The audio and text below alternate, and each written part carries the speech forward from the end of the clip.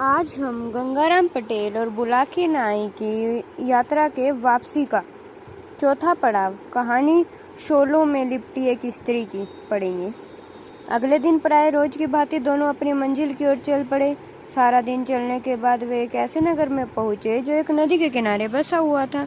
यह नगर कोई विशेष बड़ा तो नहीं था, किंतु यहाँ के लोग काफी संपन्न दिखाई दे रहे थे। वहां वे दोनों एक धर्मशाला में ठहरे।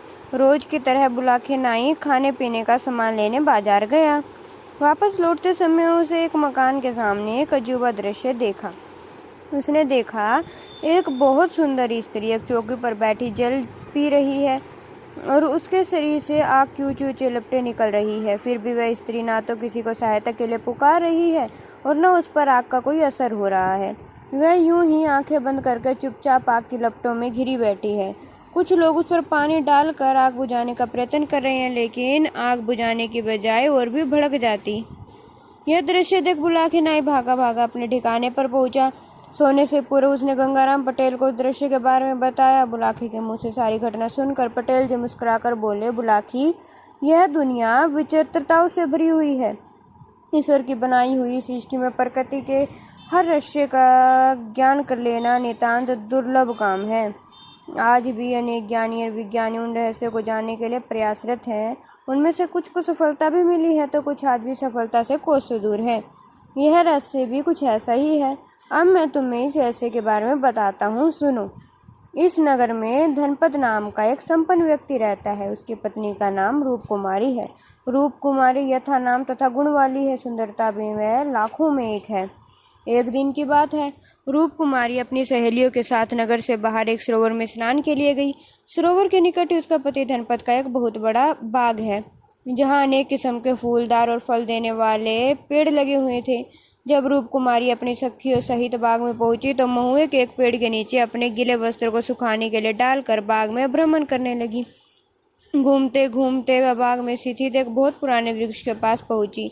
इस वृक्ष पर खबीस, उर्दू का एक शब्द, उसका निवास था।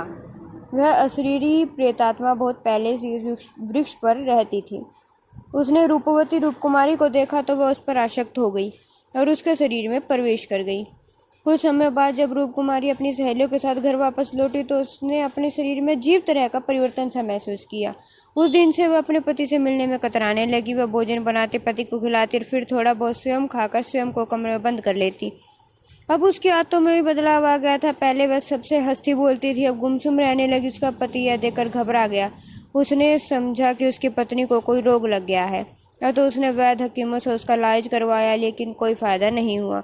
उल्टे जब अब पत्नी पागलों जैसी हरकत करने लगी। अब तो धनपत की चिंता और भी बढ़ गई। उसने अपनी पत्नी को गुनियों, ओझा, तांत्रिकों को दिखाया, लेकिन परिणाम कुछ भी नहीं निकला। तांत्रिकों को भी उसकी पत्नी निर्दोष दिखाई दी। उन्हें उस पर किसी ऊपरी हवा के कोई लक्षण दिखाई न दिए। इस बीच एक और भी परिवर्तन रूपकुमारी में हुआ। वह दिन में सोने और रात में देर तक जागने लगी। उसका पति जब भी रात को उसके बिस्तर पर आता वह उसे परे झटकाकर दूसरे कमरे में सोनी चली जाती और अंदर से कुंडा बंद कर लेते। तंग आकर उसके पति ने अपना बिस्तर एक अलग कमरे में लगा लिया। अपनी पत्नी से नपी तुली बातें ही करने लगा। एक रात उसने अपनी पत्नी के कमरे में किसी पुरुष की आवाज़ सुनी। सुनकर वह चौंक कर उठ बैठा। उसने सोचा, देखना तो चाहिए कि कौन है मेरी पत्नी के कमरे में। वह उठकर अपनी पत्नी के कमरे के दरवाजे पर पहुंचा। उसने एक झिरी से आंख सटाई और अंदर झाँका तो उसे पीली सी मध्यम रोशनी में अपनी पत्नी अपने बिस्तर पर बैठी नजर आई। बिस्तर पर चौसर और पासे पड़े थे। उसकी पत्नी बार बार पासे फेंकती और जब उसका दाव जग जाता तो खिलखिलाकर हंस पड़ती। इस बीच किसी पुरुष का भी कह कहा बीच बीच में सुनाई पड़ जाता था, किंतु कोई पुरुष उसे नजर नहीं आया। इस स्थिति को देखकर उसके पति को उसके चरित्र पर संदेह हो गया। उसने इस रहस्य को जानने का निर्णय कर लिया।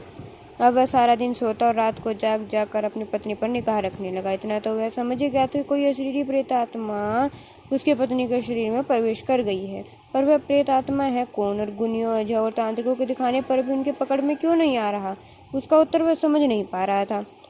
इससे उसका मानसिक तनाव बढ़ने लगा। इसी तनाव में आकर उसने एक खतरनाक निर्णय ले डाला। एक शाम वह दिन ढले ही अपनी पत्नी के कमरे में छिपकर बैठ गया। वह देखना चाहता था कि उसकी पत्नी कमरा बंद करके किसके साथ बातें करती है, किसके साथ वह चौसर खेलती है, कौन है वह अशरीरी आत्मा जो उसे यह सब करने के लिए बाध्य करती है। इन्हीं सब बातों पर विचार करते हुए वह दम साधे हुए उस कमरे में बिस्तर के नीचे छिपा बैठा रहा। अर्धरात्रि हुई तो कमरे में सबती पीले रंग का क्रमश फैल गया। फिर किसी की आवाज़ कमरे में गूंजी, क्या चौसर नहीं खेलोगी रूपकुमारी? रूपकुमारी उस आवाज़ को सुनकर उठ बैठी। उसने बिस्तर पर चौसर बिछा दी। बोले, आइए विराजी, मैं तो आपकी ही प्रतीक्षा कर रही थी। रूपकुमारी के बिस्तर के नीचे छिपे बैठे उसके पति को ऐसा हुआ कि जैसे कोई भारी वजन वाला व्यक्ति उस बिस्तर पर आ बैठा हो। फिर पास से फेंकने की आवाज़ आई, कभी उसकी पत्नी के खिलखिलाने की आवाज़ आती तो कभी किसी पुरुष का उत्साह भरा स्वर से सुनाई देने लगा। यह सुनकर पलंग के नीचे बैठे धनपत का धैर्य जवाब देने लगा। एकाएक वह पलंग के नीचे से निकल गया। क्रोध भरी दृष्टि से अपनी पत्नी की ओर देखता हुआ बोला, क्यों री दुष्टा, कौन है यह दृश्य व्यक्ति जिसके साथ तू चौसर खेल रही है? अपने पति के एकाएक वहां आ धमकने से रूपकुमारी के चेहरे की रंगत उड़ गई। उसने हकलाते हुए कहा, कोई भी तो नहीं है, मैं तो अकेले ही चौसर खेलकर अपना मन बहला रही थी। झूठ बोलती है तू, मैंने अभी अभी इस पलंग पर किसी व्यक्ति के बैठने का एहसास किया था। बीच बीच में उसका उत्साह से भरा स्वर भी मुझे सुनाई दिया था। तुझे यार ऐसे बताना ही पड़ेगा कि रात को कौन तेरे पास आता है? उत्तर में उसकी पत्नी मौन रही तो उसने अपना प्रश्न दोहरा दिया। विवश होकर उसकी पत्नी ने कहा, अगर आप बहुत जिद कर रहे हैं तो बता देती हूँ, किंतु मेरे बताने का परिणाम भी आप सुन लीजिए। उस रहस्य को बताकर मैं कल शाम तक ही जीवित रह पाऊंगी। कल के बाद आप फिर मुझे कभी नहीं देख सकेंगे। यह सुनकर धनपत दहाड़ता हुआ बोला, कौन ले जाएगा तुझे? मुझे नाम बता दे, उसका मैं उसकी टांगे चीर कर रख दूंगा। रूपकुमारी हंसकर बोली, भला किसी अशरीरी व्यक्ति को भी कोई मार सका है? धनपत आश्चर्य से बोला, अशरीरी व्यक्ति यानी कि कोई प्रेत आत्मा? रूपकुमारी ने कहा, हाँ, वह अशरीरी ही है, पर है मेरा हित चिंतक। उसने मुझ पर ना तो कभी बुरी निगाह डाली है और ना कभी बुरा सोचा है। वह तो मात्र कुछ देर के लिए मेरे समीपे के लिए बेचैन रहता है, इसलिए रात्रि के समय में कभी कभार मेरे साथ चौसर खेलने के लिए मेरे कमरे में आ जाता है। धनपत ने व्यंग्य स्वर में कहा, कहीं सुना है तुमने कि कोई प्रेत आत्मा किसी स्त्री पर सम्मोहित होकर एक बार उसे पकड़ ले तो वह उसे आसानी से छोड़ दे? निसंदेह उस प्रेत ने तुम्हारे शरीर पर अधिकार करके तुम्हें अपने वश में कर लिया। उस प्रेत का संसर्ग पाकर तुम अब पतित हो गई हो। यह सुनकर रूपकुमारी चिल्ला उठी, बोली, बस ऐसा लांछन मुझ पर मत लगाइए। मैं सौगंध खाकर कहती हूँ कि आज भी गंगा की तरह पवित्र हुआ। शरीर खबीश मुझ पर मोहित जरूर है, किंतु उसने कभी इस तरह का कुकर्म मेरे साथ नहीं किया है। वह तो मुझे अपना मित्र मानता है, उससे अधिक और की उसने कोई इच्छा नहीं की है। धनपत बोला, मुझे विश्वास नहीं होता। क्या तुम अपनी बात साबित करने के लिए अग्नि परीक्षा दे सकती हो? रूपकुमारी बोली, बेशक, पर मैं आपको पहले ही कह देती हूँ कि मेरी अग्नि परीक्षा लेने के बाद फिर मुझे नहीं देख पाएंगे। धनपत ने कहा, वह बाद की बात है। तुम कल शाम अपनी अग्नि परीक्षा देकर जब अपनी सत्यता सिद्ध कर दोगी तो मैं एक खबीस से तो क्या एक सैकड़ों खबीसों से टकरा जाऊंगा, पर पहले तुम्हारी सत्यता पर तो मुझे यकीन आए। अगले दिन धनपत अपनी पत्नी को घर से बाहर ले आया। उसने अपनी पत्नी से कहा, अपनी अग्नि परीक्षा दो, जिससे कि मुझे तुम्हारी कहानी पर यकीन आ जाए। पति की बात सुनकर वह चुप रही। फिर उसने एक चौकी उठाई और घर के बाहर आकर बैठ गई। अपनी दोनों आंखें उसने बंद कर ली और होठों में कुछ बुदबुदाने लगी। उसने ऐसा करते ही चौकी के चारों ओर अपने आप ही आग की लपटें निकलने लगी। आग ने उसे चारों ओर से घेर लिया। वह स्थिति देखकर उसका पति धनपत घबरा गया और जल से भरा एक घड़ा लाकर उसके ऊपर उलट दिया, लेकिन आग बुझी नहीं, उल्टा जल की स्पर्श पाकर और भी भड़क गई। यह देखकर बाहर आने जाने वाले राहगीर भी ठहर गए और वह पानी लाकर उस आग पर डालने लगे। आग फिर भी नहीं बुझी। कुछ देर बाद वह आग सबत ही बुझ गई। धनपत दौड़कर अपनी पत्नी के पास